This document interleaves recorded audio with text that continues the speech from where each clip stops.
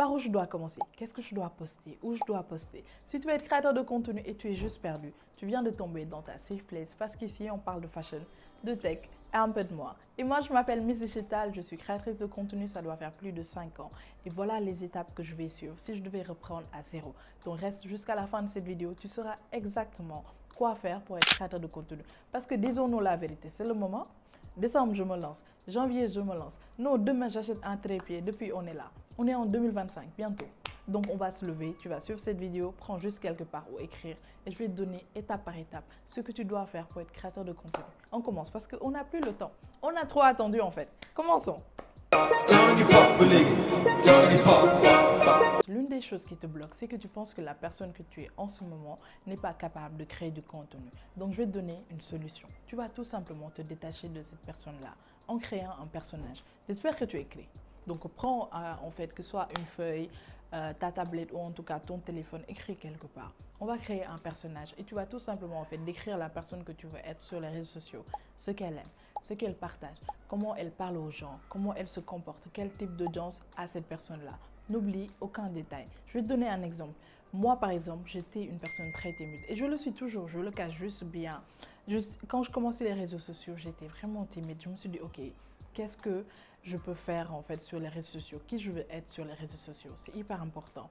Donc, j'ai créé un personnage et c'est comme ça que Miss Digital est née. C'est une fille en fait sympa, cool, drôle qui parle de la tech. Et franchement, même les gens qui sont de mon entourage ne savaient même pas que je m'intéressais à la tech. Donc franchement, tu dois tout simplement te détacher. Ici, ça peut t'aider même créer un surnom quand tu vas te lancer sur les réseaux sociaux. Et c'est ce qui se fait. Franchement, si tu prends 5 créateurs de contenu sur les réseaux sociaux, tu n'es même pas, peut-être tu connais même pas leur nom en fait. Tout le monde a créé un petit personnage, un petit surnom. Ça te permet en fait de te détacher de la personne que tu es en ce moment, on va dire, la personne lambda que tu es en ce moment.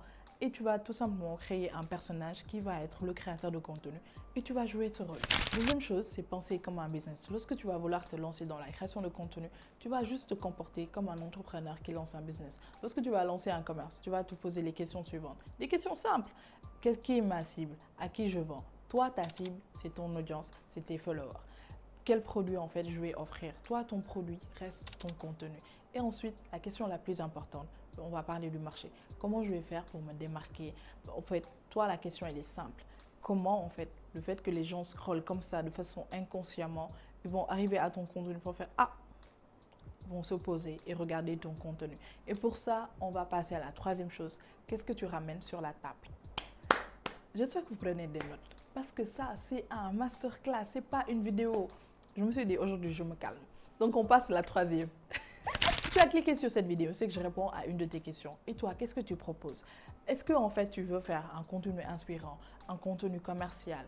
Est-ce que en fait c'est un contenu éducatif? Écris-moi en commentaire et franchement je vais répondre à tout le monde pour te donner des tips. Mais tu dois être en mesure de savoir c'est quoi les valeurs de ton contenu. Et pour que tu comprennes mieux, je vais te donner des exemples. Prenons l'exemple en fait, si je rentre sur TikTok et j'entends « Hello mes douceurs », c'est comme ça que Douceur Dev commence ses vidéos. Je suis sûre à 100% que je vais en fait apprendre une nouvelle recette.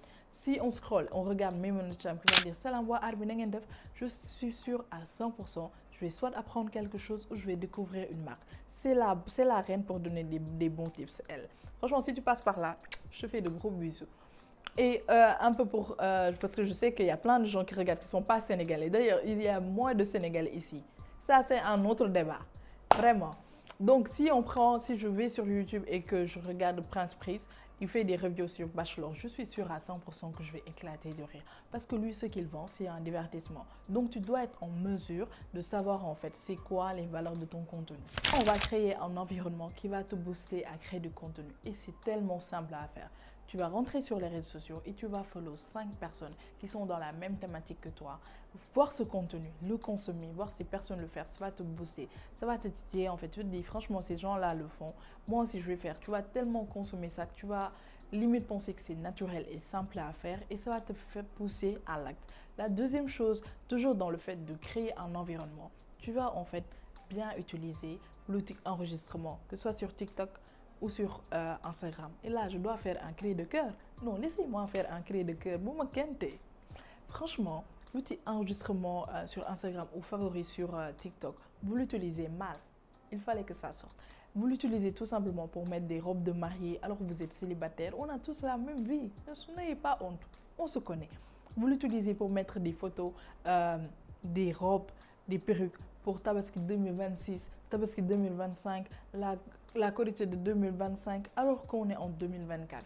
Donc, s'il vous plaît, utilisez l'outil enregistrement, que ce soit sur TikTok, sur Instagram, de façon plus intelligente. Et je vais te dire comment faire. Tu vas tout simplement créer un dossier que tu vas appeler édito.